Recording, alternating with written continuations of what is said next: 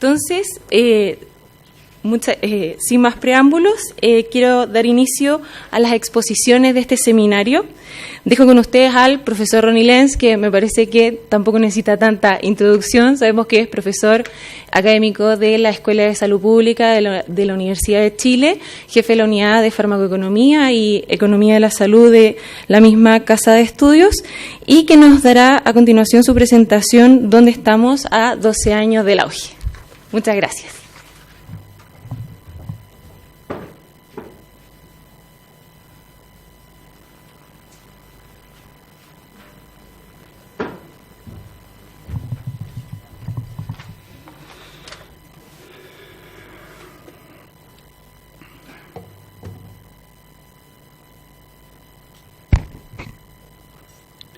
Buenos días. Agradezco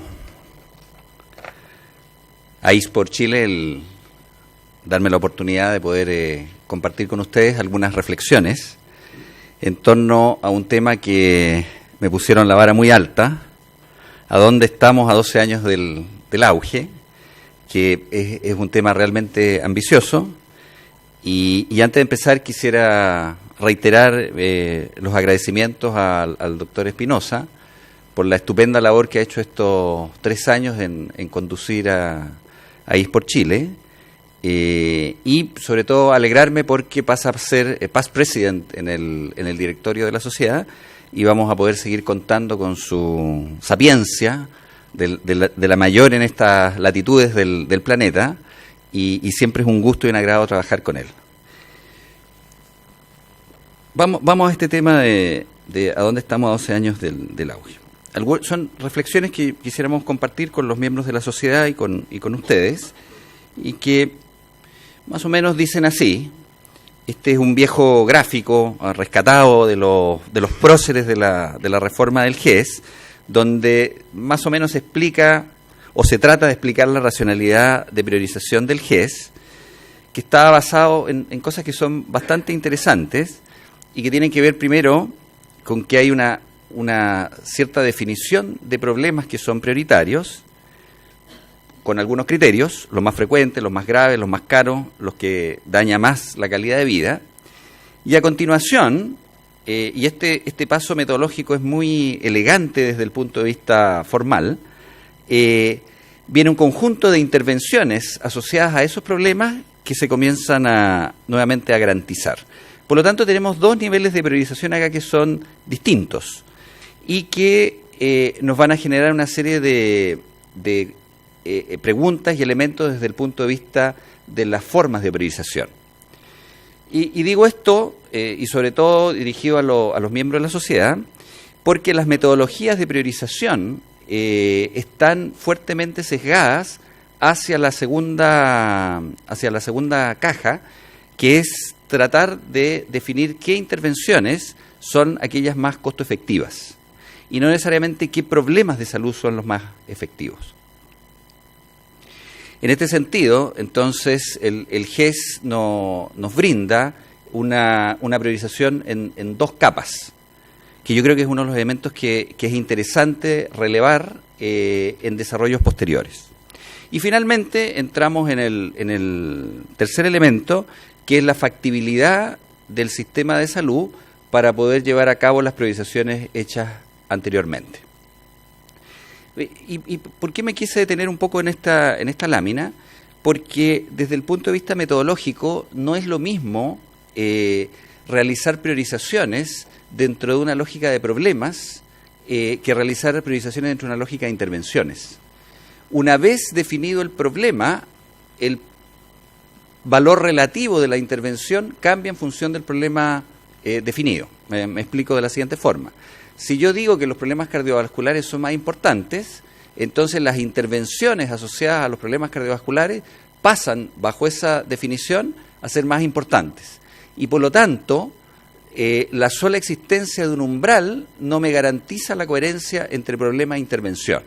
Y por lo tanto, entonces, se nos genera un problema metodológico que tendremos que resolver en función de si uno va definiendo múltiples umbrales, dada la definición de priorización de problemas existentes. Bien, Hecha esa salvedad metodológica, que yo creo que es un tema interesante que los chilenos podemos trabajar y desarrollar a futuro como contribución a lo que hace nuestra sociedad científica, paso ya más al tema que nos convoca a todos, que es cuál es nuestra evaluación respecto al tema del GES. Bueno, el GES partió con 56 problemas y posteriormente fue creciendo y ya en las primeras etapas, en las primeras discusiones, se veía que el cumplimiento de las garantías iniciales iba a estresar fuertemente el sistema de salud. Y por lo tanto, lo que se hizo fue más bien darle una cierta progresión a la instauración de las garantías, si ustedes se acuerdan. Entonces se parte primero con las 25 y año a año se van agregando para posteriormente pasar a las 56 y después entramos en un proceso donde los caminos se comienzan a bifurcar y donde básicamente, y de manera un poco simplista, hay dos grandes estrategias respecto de priorización y de crecimiento del GES. Una es la que uno podría denominar una estrategia de profundización, dentro de las cuales varios de nosotros nos inscribimos, y que tenía que ver con, dada la magnitud del cambio que se había propuesto, consolidar las canastas existentes y los problemas existentes que iban a estresar no solamente los temas en torno a financiamiento, en torno a asignación de recursos, sino sobre todo la oferta de servicios y la capacidad fiscalizadora de nuestras instituciones para velar por el cumplimiento de las garantías. Esa era la primera forma de priorizar, la primera estrategia. Y la segunda era una estrategia más bien extensiva, es decir, se comenzaban a agregar a las 56 problemas adicionales, que fue finalmente la que siguió el país y que nos llevó a las 80. Por lo tanto, mi impresión es que en estos caminos que se bifurcaban y en esta alternativa que se tomó, lo que termina predominando como elemento fundamental de priorización, más que los elementos técnicos que el GES había propuesto inicialmente, es la presión política y es el afán que tiene la autoridad de cortar cintas, ¿no? Es muy poco atractivo decir que una canasta está funcionando mejor, es más fácil inaugurar la 57 y la 58 y así hasta la 80 y así seguiremos, ¿no? Porque eso es vistoso y por lo tanto comienza a desperfilar la potencia que tiene el GES. Y eso lo vamos a observar. ¿Cómo funcionó el GES desde la perspectiva del financiamiento? Y entonces aquí las series no están completas, estos son los datos que hemos podido armar. Acá hay una serie de entre el año 2005 al 2014, y básicamente lo que vemos es que la sociedad chilena hizo, principalmente desde el punto de vista público, un gran esfuerzo para llegar recursos al sistema de salud. Si uno compara el gasto de FONASA, en términos de seguridad social, global, entre el 2005 y el 2014, el gasto se elevó en 2,4 veces, ¿no? Lo cual es una cifra brutal en términos reales. Es decir, estaba creciendo, o ha estado creciendo, a una tasa de alrededor del 10,2% promedio anual. Que yo siempre, cuando presento este número, digo, esto es igual que el milagro económico en China. O sea, nosotros hemos estado en presencia en el gasto público de un crecimiento importantísimo en los recursos. A pesar de que la gente sigue con ese tenor de queja y que está amparado básicamente en que la demanda está creciendo más rápido que nuestra capacidad de financiamiento. En el periodo 2011-2014, y este crecimiento de FONASA fue inclusive mayor al del sistema privado. Creció 30% por sobre del crecimiento que tenían las ISAPRES. Aquí hemos colocado una cifra adicional que es el crecimiento entre 2011 y 2014, porque nos va a servir de comparación con las otras magnitudes que están referidas a ese periodo. Y la tasa no es mucho menor, es alrededor de 8,94 y 5 y tanto, le puse 8,9 para ser conservador, que es una tasa igualmente alta de crecimiento. ¿Qué pasó con este crecimiento? ¿Dónde se va? Y entonces, evidentemente, uno tiene que expandir el gasto y dentro del sistema de salud, la contratación de recursos humanos es uno de los elementos importantes. En el periodo 2011-2015, las dotaciones se elevaron en un 15% aproximadamente, es decir, a una tasa media anual de 3,6. Es decir, comenzó a crecer la oferta de servicios. En particular, la que más creció fue la dotación médica. Se elevó en 22,8% a una tasa anual de 5,3. También crecieron los salarios. O sea, van creciendo las dotaciones y van creciendo los salarios.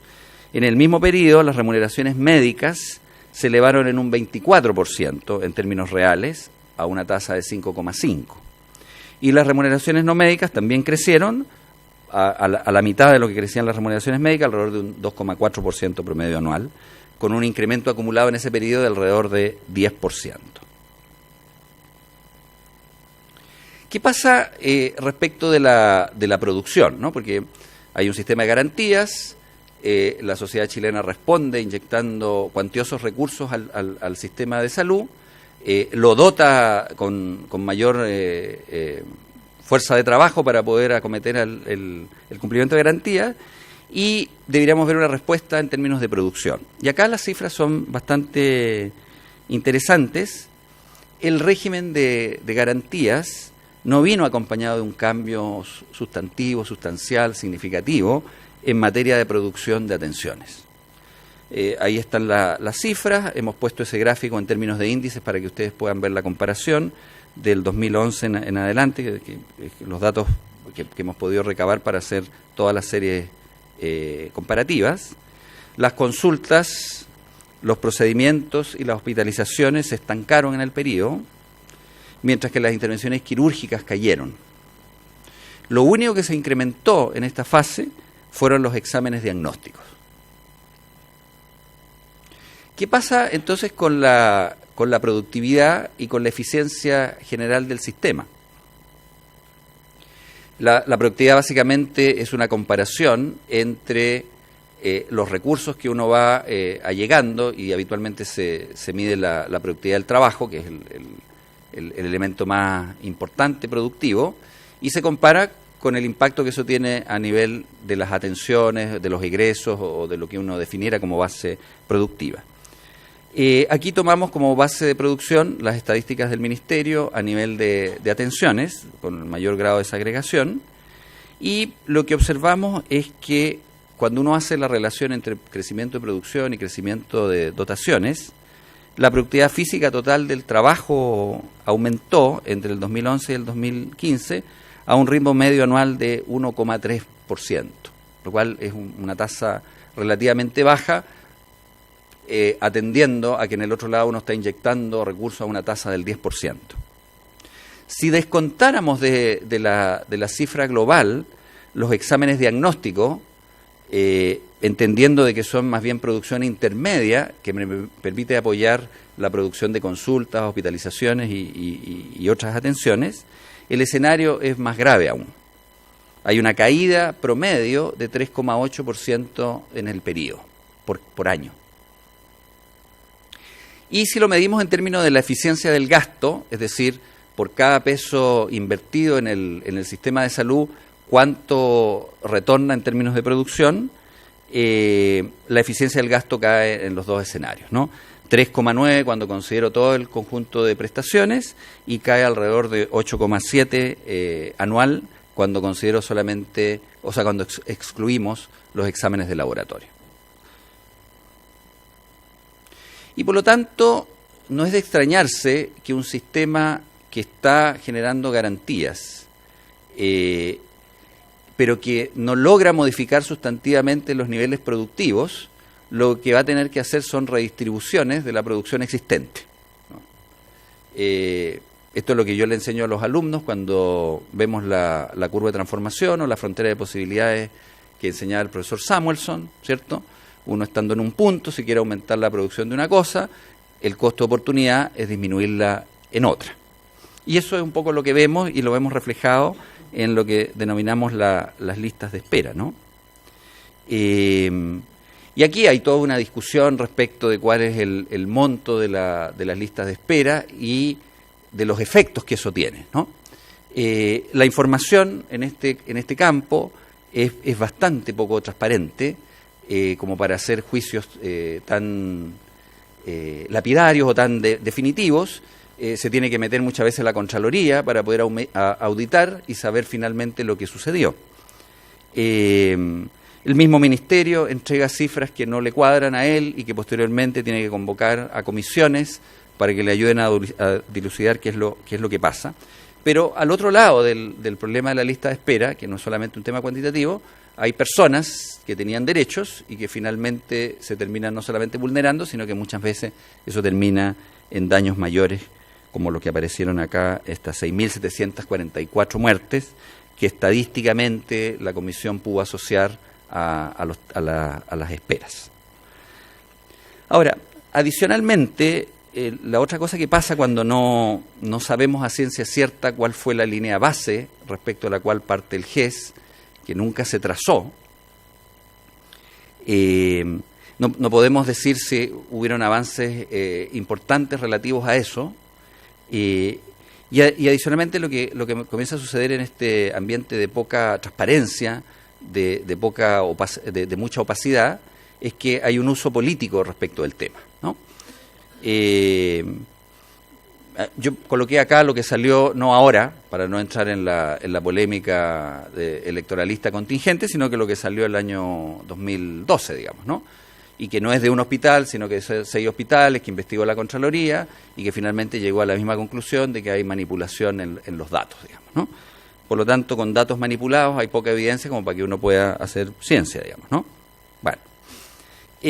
Además, cuando uno comienza a mirar la actividad fiscalizadora, uno comienza a observar elementos como los que aparecen en este cuadro, que son informes de fiscalización de la Superintendencia de Salud. Este es el último que encontré respecto del tema del año 2015. Parece que no se hizo en esta dirección más en términos, porque además se nos comienza a repetir un tema, ¿no? Miren ahí, notifica en forma deficiente las garantías a las personas por parte de los establecimientos fiscalizados, y nos da que el año 2015, 78%, casi 80% de los establecimientos no le informan directamente a las personas cuáles son sus garantías, ¿no? Por lo tanto, las listas de espera que vemos allá son listas de espera que además son mentirosas, porque no están expresadas todas debido a que la gente no conoce todos sus derechos. Y cuando uno mira, bueno, cómo fue este cumplimiento relativo de garantías en el sector privado respecto al público, lo que observamos es que parece que el GES ha funcionado mejor en el sector privado que en el público, ¿no? Esto también es un informe de fiscalización de la Superintendencia, cubre un periodo entre septiembre y diciembre del 2014, 83% en el sector privado de cumplimiento de la garantía de oportunidad, mientras que en el sector público el cumplimiento es de 60%, ¿no? Por lo tanto, aquí hay elementos diferenciales y la pregunta es, ¿qué pasa cuando uno no cumple las garantías, ¿no? O sea, y la respuesta es que no ha pasado mucho, porque el sistema todavía sigue fuertemente capturado por parte de grupos de interés. ¿Qué pasó con otros elementos de la reforma? No me voy a referir a todos, sino que voy a dar otros ejemplos para pasearlos así rápidamente. Uno de los temas que se veía y que estaba más fuerte en el discurso de la época, que era el armado de las redes asistenciales y el fortalecimiento de los hospitales autogestionados en red, ¿no? Mi impresión, y aquí no he podido recabar cifras, básicamente yo creo que por falta de tiempo, pero la reflexión que quiero compartir con ustedes, un poco de las conversaciones que uno realiza con los directivos de los servicios, es que parece que no han habido grandes avances en términos de un mejoramiento sustantivo en el funcionamiento en red de los establecimientos. O sea, todavía los establecimientos, la dominante sigue siendo la fragmentación, los problemas de referencia y el problema de la continuidad de la atención de los pacientes. Los servicios de salud siguen concentrados en la administración de los hospitales y básicamente moviendo recursos de manera discrecional, favoreciendo aquellos establecimientos con mayor poder político y con mayor déficit a nivel de deuda hospitalaria, que es lo que tradicionalmente pasaba en el sistema de salud chileno. La autogestión en red, a mi juicio, yo creo que fue un fracaso, y esto, de donde lo recojo, de los múltiples alumnos que pasan por nuestros programas de gestión. Ellos son directivos de los establecimientos de salud y constantemente a uno le están traduciendo esta impresión. Los hospitales no tienen la suficiente autonomía, no tienen financiamiento claro, las reglas del PPI son muy draconianas y eliminan los incentivos que pudiera estar estableciendo el programa de prestaciones valoradas, ni tienen la flexibilidad suficiente para poder cumplir con el GES. Y por el contrario, lo que terminó haciendo FONASA y el Ministerio de Salud fue traspasándole riesgos que no pueden manejar a los establecimientos hospitalarios. Hacerse básicamente cargo de una demanda que no pueden satisfacer con sus recursos. Si usted mira las tasas de ocupación o las tasas a nivel hospitalario, donde, dada la estructura organizacional que hoy día tienen, están full y por lo tanto ellos actúan como elemento asegurador y tienen que derivar muchas veces estos pacientes al extrasistema y financiarlos con cargo a sus propios presupuestos, lo cual en el fondo es una transferencia a la responsabilidad que en ese caso tiene FONASA, quien debiera comprar esas atenciones o expandir la oferta de servicios públicos conjuntamente con el Ministerio. Y otro elemento que también pongo acá sobre la mesa, que también uno lo captura de las conversaciones con los directivos: los establecimientos públicos terminaron siendo capturados totalmente por los gremios de la salud, los cuales impiden hacer cualquier mejora en términos de gestión, y este clamor es dramático desde el punto de vista de los directivos. Están sencillamente con las manos atadas. ¿Qué pasó con la ley larga y la ley corta de ISAPRE? Bueno, aquí mi impresión, y a lo mejor puedo exagerar un poquito, pero me da la impresión de que el caso Más Vida sencillamente liquidó la ley corta, por la vía de que no se cumplieron los elementos de monitoreo financiero que había establecido la propia ley, ni se ejercieron las capacidades fiscalizadoras que tenía la Superintendencia de Salud. La Superintendencia de Salud había perdido su capacidad fiscalizadora. No fiscalizaba en el sistema público y terminó no fiscalizando en el sistema privado. Por lo tanto, una de las instituciones más finas que teníamos en el sistema de salud terminó también deprivándose en este proceso. Y el otro elemento que contribuyó a matar la ley larga o a depredar la ley larga fue el fallo del Tribunal Constitucional, que eliminó las tablas de factores, que eran uno de los aportes sustantivos que tenía la ley larga. No el único, pero uno importante. Y también las modificaciones que se hicieron en materia de marco regulatorio, en el marco de estas leyes, han sido insuficientes para cambiar la estrategia de negocios tradicional que tienen las ISAPRES, que sencillamente no están administrando los riesgos en materia de salud, y lo que hacen es traspasar los mayores costos del sistema al precio de las primas. Se pensaba que con la judicialización, en el caso de los recursos de protección de los planes de salud, la industria iba a generar alguna conducta distinta.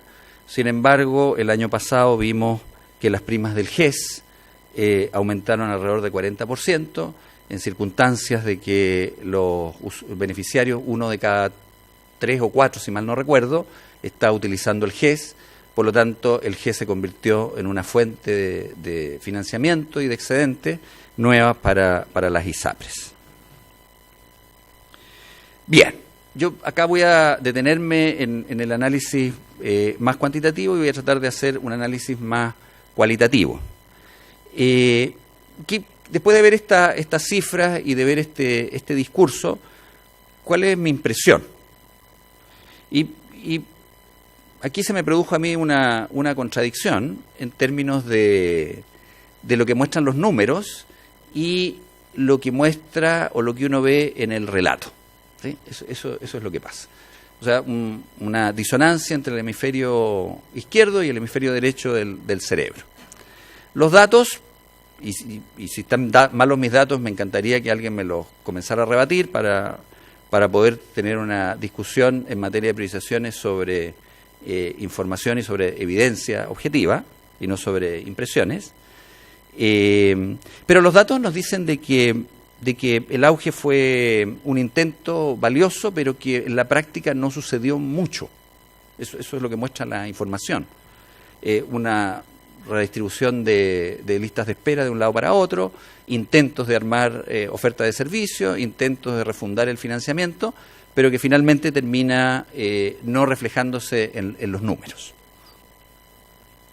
Sin embargo, lo que hay que rescatar es que el auge fue un intento interesante de generar un mejor acceso para los vastos conjuntos de población de nuestro país al interior de un sistema de salud que estaba pensado fundamentalmente bajo el concepto de división social. Entonces, aquí hay dos lógicas que se oponen, ¿no? La lógica de la focalización, donde se genera un sistema para pobres y otro para ricos, respecto a la lógica de un sistema universal. Y por lo tanto, el principal logro y la principal batalla que yo creo que el auge sí ganó fue en el campo de las ideas. Probablemente para los nostálgicos de la concertación, fue uno de los momentos cúlmines de la transición, ¿sí? Por lo épico de su discurso. Y cuando uno los escucha hablar, uno se empapa de ese discurso. Sin embargo, al auge le pasó lo mismo que a la concertación. La administración de lo posible terminó desangrando el ideario y el auge terminó quedándose corto frente a los desafíos del sistema de salud chileno. Tuvo logros importantes. Se intentó colocar el derecho de las personas, estas garantías, por delante de los intereses de los grupos de poder, los económicos representados por las ISAPRES y los sindicales representados por los gremios de la salud. Digo intento porque finalmente la propuesta no logró superar los intereses de los grupos de poder. Y entonces, en este contexto, probablemente su mayor legado es simbólico. Es como la obra de Ercilla, ¿no? Como la araucana de la salud, en el sentido de que no es realmente cierto, pero sí genera una succión hacia el futuro en el plano de las ideas. Y yo creo que ese concepto es el concepto que es más rescatable para la fase siguiente. Porque si hay algo que moviliza a las sociedades, finalmente son estos idearios. Y el auge tenía eso, tenía corazón. Le faltó cuerpo, pero tenía corazón. Bueno, y como estamos hablando de ideas, me atrevo, y con esto voy a terminar, lanzo algunas ideas para la reflexión. Respecto de los usuarios, mi impresión es que, en base a las lecciones del GES, necesitamos empoderar al usuario entregándole instrumentos reales, por ejemplo, un bono auge. Primero, generando competencia entre establecimientos públicos, como vemos en muchos países de Europa. No hay que tenerle miedo a la competencia. Lo que uno observa es que los hospitales comienzan a cambiar radicalmente su conducta para poder capturar pacientes y financiamiento. Y probablemente una vez que uno haya disuelto toda esa grasa y paralelamente haciendo cambios a nivel de la estructura organizacional y de contratación de recursos humanos en el sistema público, uno desemboque en una competencia mayor entre públicos y privados. Y además, desde el punto de vista del usuario, hay que fomentar y financiar las asociaciones de pacientes como instancias de control social. Esto de que uno la esté invitando, de que uno la esté reconociendo, pero no le esté llegando recursos para que pueda funcionar, finalmente es un saludo a la bandera, pero que no tiene impacto real porque las asociaciones no pueden desarrollarse sin recursos. FONASA debiera recuperar el rol asegurador y macrocomprador que presione a la oferta pública e integre a la privada. Y aquí tiene que avanzar en el desarrollo de nuevos mecanismos de pago que incentiven valor, básicamente tratar de resolver la ecuación en la cual están trabajando todos los países desarrollados, de que generar mayor calidad a menor costo. Y además hay que dotarlo de autonomía. Tiene que tener un gobierno corporativo independiente. No puede seguir dependiendo del Ministerio de Salud. Y lo mismo es cierto para la Superintendencia de Salud. Hay que dotarla de autonomía para que pueda realizar su labor fiscalizadora de manera independiente. Y además tiene que intensificar la labor que ha venido abandonando en estos últimos años. A nivel de los hospitales, hay que avanzar hacia la autonomía hospitalaria. Tenemos que convertir los hospitales autogestionados en empresas públicas del Estado, tal como lo están haciendo hoy día y experimentando los británicos con sus trusts. Y además tenemos que cambiar el sistema de contratación de los trabajadores en los nuevos establecimientos. Hay que generar un nuevo estatuto del trabajador con mayores incentivos, de tal manera de que paulatinamente el recurso humano se vaya vaciando hacia el nuevo sistema.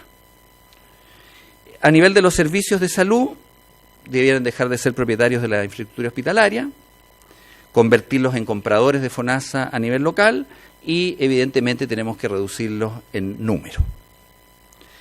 El otro elemento que es sustantivo es que es necesario crear un sistema de evaluación de tecnologías sanitarias que sea público pero no estatal, que evalúe la pertinencia de las intervenciones para los problemas de salud priorizados por el Ministerio, con vinculación que me atrevo a definir como necesaria pero no suficiente, en el sentido de que nada puede ser incorporado en los planes que no haya sido aprobado por ETESA, pero los seguros no tienen la obligación de financiarlo, dado las restricciones presupuestarias.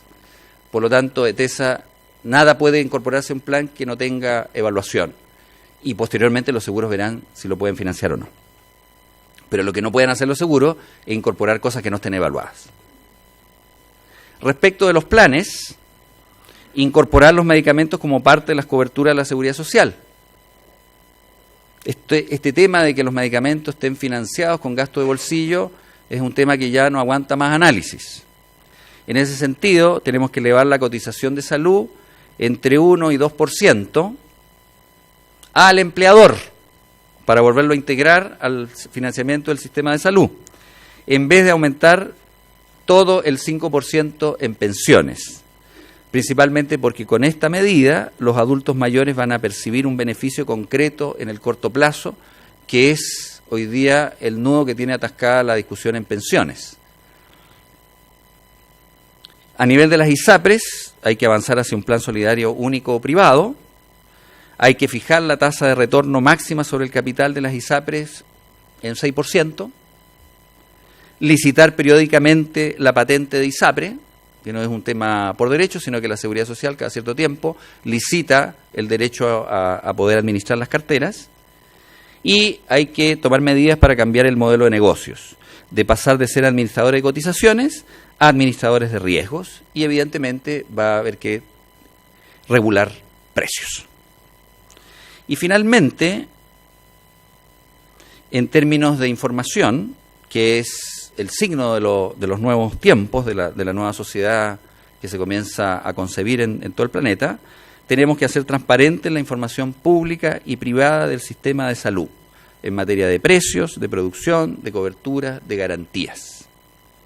Yo veo las páginas hoy día de la Superintendencia, veo las páginas de FONASA, la página del Ministerio, y tienen menos información útil que hace 10 años y que hace 20 años atrás.